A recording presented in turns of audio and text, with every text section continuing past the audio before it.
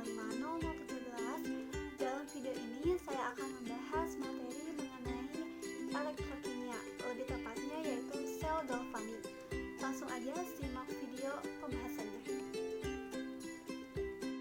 Sel galvani atau mungkin teman-teman lebih familiar dengan nama sel Volta merupakan sel elektrokimia yang dapat menghasilkan arus listrik dari suatu reaksi kimia yang spontan. Nah, nama Galvani dan Volta ini merupakan nama ilmuwan yang menemukan konsep mengenai ini. Beberapa contoh pengaplikasian sel Volta dalam kehidupan sehari-hari itu yang pertama ada akumulator atau aki yang biasa digunakan pada kendaraan. Lalu ada baterai, baik itu baterai yang digunakan pada jam, handphone, laptop, ataupun yang lainnya ya. Lalu ada sel merkuri. Nah, inilah beberapa pengaplikasian sel Volta dalam kehidupan sehari-hari. Nah, lalu pada sel Volta itu ada reaksi yang berlangsung. Reaksi yang terjadi itu yang pertama itu pada katoda yang bermuatan positif. Reaksi yang terjadi yaitu reduksi. Sedangkan pada anoda itu bermuatan negatif. Reaksi yang terjadi itu reaksi oksidasi. Jika dilihat dari nilai E0-nya, yang terjadi pada katoda itu memiliki nilai E0-nya lebih besar.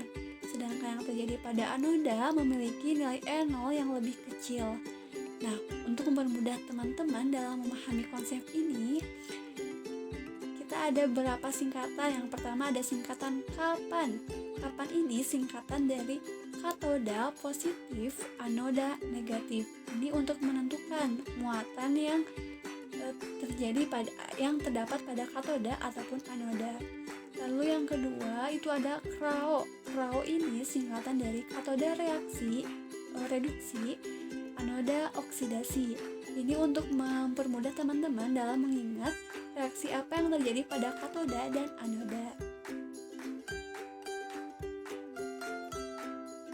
Rangkaian sel Volta terdiri dari elektrolit anoda dan katoda yang dihubungkan dengan voltmeter oleh kawat konduktor serta jembatan garam yang berfungsi menjaga kenetralan muatan listrik pada larutan.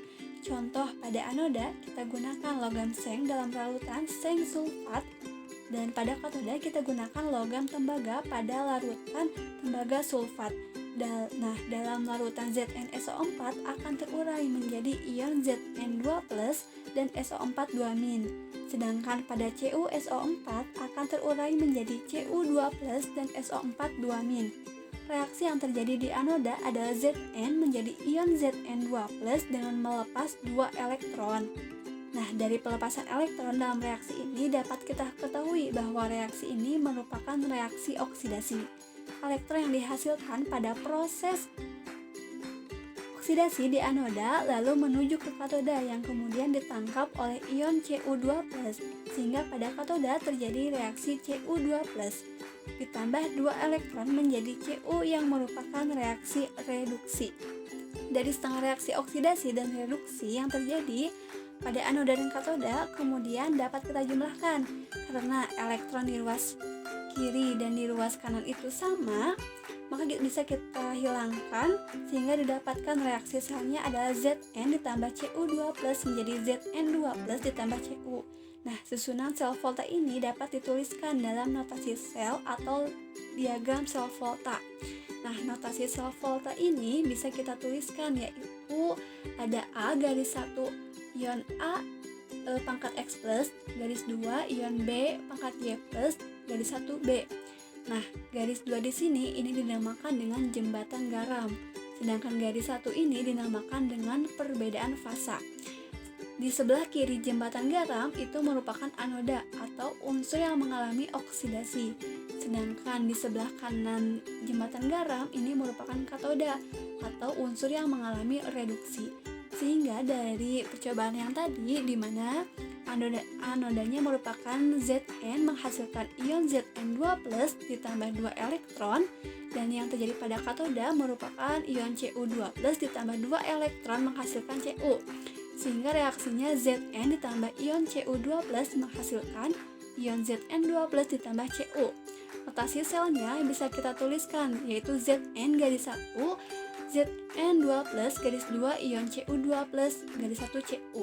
Zn merupakan anoda dan Cu merupakan katoda. Lalu pembahasan pada sel volta ini ada potensial sel. Arus listrik berupa aliran elektron pada sel volta disebabkan oleh adanya beda potensial antara anoda dan katoda. Hal ini dinamakan dengan potensial sel. Jika diukur dalam keadaan atmosfer lalu konsentrasinya 1 molaritas dan pada suhu 25 derajat Celcius, maka ini dinamakan dengan potensial sel standar atau kita simbolkan dengan E0 sel. Untuk mencari nilai E0 sel itu selisih dari nilai E0 reduksi dikurangi E0 oksidasi atau E0 katoda dikurangi E0 anoda. Nah, tetapi pada potensial sel ini ada syarat. E0 selnya harus bernilai positif, baru reaksinya bisa terjadi secara spontan atau berlangsung. Namun jika nilainya negatif, maka reaksi tersebut tidak dapat berlangsung. Potensial elektroda standar ini juga didasarkan pada potensial reaksi reduksi. Berikut tabel mengenai reaksi reduksi beserta nilai E0 selnya. Bisa teman-teman lihat ya. Nah, dari tabel di sini kita akan dapatkan yang dinamakan dengan deret volta. Nah, deret volta ini berikut unsur-unsurnya ya, bisa teman-teman baca. Semakin ke kiri, maka unsur tersebut memiliki sifat reduktor yang semakin besar atau cenderung mengalami oksidasi sehingga nilai E0 selnya semakin kecil. Sebaliknya, semakin ke kanan, maka unsur tersebut memiliki sifat reduktor yang semakin kecil. Ini artinya cenderung mengalami reduksi, maka nilai E0 selnya akan semakin besar. Nah, langsung aja ke contoh soal di mana diketahui potensial reduksi dari ion Li plus ditambah elektron menghasilkan Li. Nilai E0-nya itu negatif 3,04 volt. Lalu ada ion Pb2 plus ditambah 2 elektron menghasilkan Pb. Nilai E0-nya itu negatif 0,13 volt. Tentukan yang pertama yang mana katoda dan anodanya, lalu nilai E0 selnya, dan yang terakhir notasi selnya. Ingat, katoda merupakan reaksi yang memiliki nilai E0-nya lebih besar dibandingkan anoda.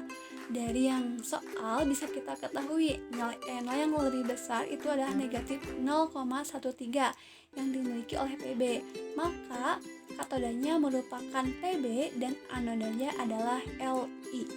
Selanjutnya, untuk mencari nilai E0 sel itu kita cari selisih antara E0 katoda dikurangi E0 anoda ya.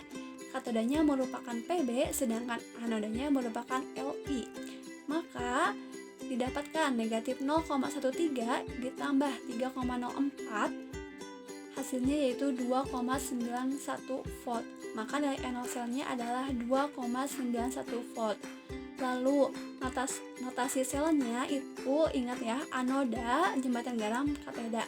Anodanya merupakan Li sehingga Li garis 1 ion Li plus garis 2 ion Pb2 plus garis 1 Pb. Nah, inilah beberapa pembahasan mengenai sel volta. Terima kasih telah menyimak video pembahasan mengenai sel galvanis. Semoga teman-teman bisa memahami apa yang saya sampaikan. Terima kasih. Wassalamualaikum warahmatullahi wabarakatuh.